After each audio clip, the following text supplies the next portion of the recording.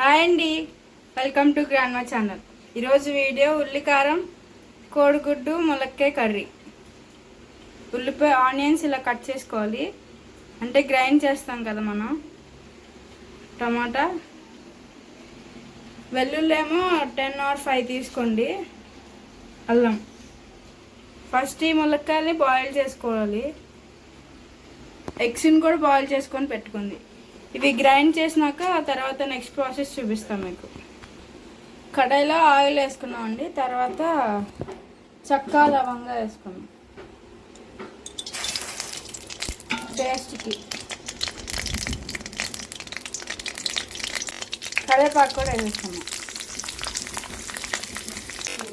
ఇప్పుడు పేస్ట్ కూడా వేసేసుకున్నాం.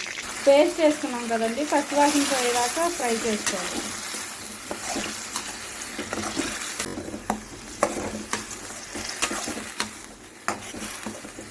చాలా బాగుండిద్దండి, ట్రై చేయండి ఒకసారి. ఇప్పుడు సాల్ట్ వేసుకుందామండి. పసుపు కూడా వేసేద్దాం. ఆయిల్ పైకి వచ్చేదాకా ఫ్రై చేయాలండి.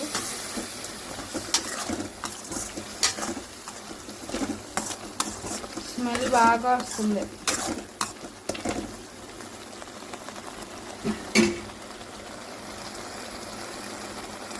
ఆయిల్ ఇలా పైకి వచ్చింది కదండి, పచ్చిమిరకాయ వేస్తా, కారం వేసుకున్నాం. ఇప్పుడు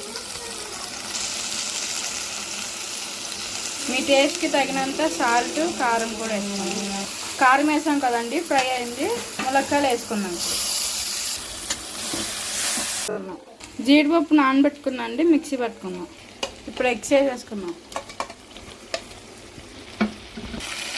గుడ్లు వేసేసుకున్నాం కదండి, ఇప్పుడు గ్రైండ్ చేసాం కదా జీడిపప్పు, అది వేసేసుకున్నాం.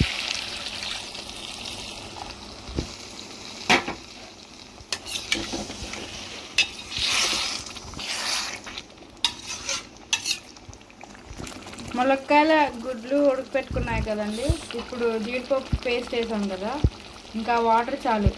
లాస్ట్ దాకా చూపిస్తాం మీకు. మీరు కూడా ఒకసారి ట్రై చేయండి, బాగుంటుంది. మొత్తం అయిపోయినాక ఉంచుకొని అలా ఉడికేటప్పుడు కొత్తిమీర కూడా వేసుకోవాలి.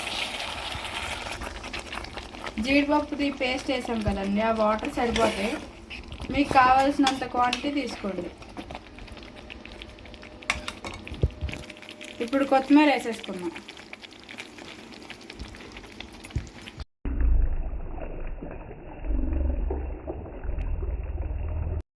కర్రీ అయిపోయిందండి, ఆపేసుకున్నాం. కర్రీ అయితే రెడీ అయిపోయిందండి. ఉల్లికారం గుడ్డు ములక్కాయ. అమ్మమ్మకి బాగోలేదు, నేనే చేసా. ఒకసారి ట్రై చేసుకుని టేస్ట్ ఎలాగుందో చేసి చెప్పండి. ఓకే అండి, బాయ్. వీడియో నచ్చితే లైక్ చేయండి, షేర్ చేయండి, సబ్స్క్రైబ్ చేయండి.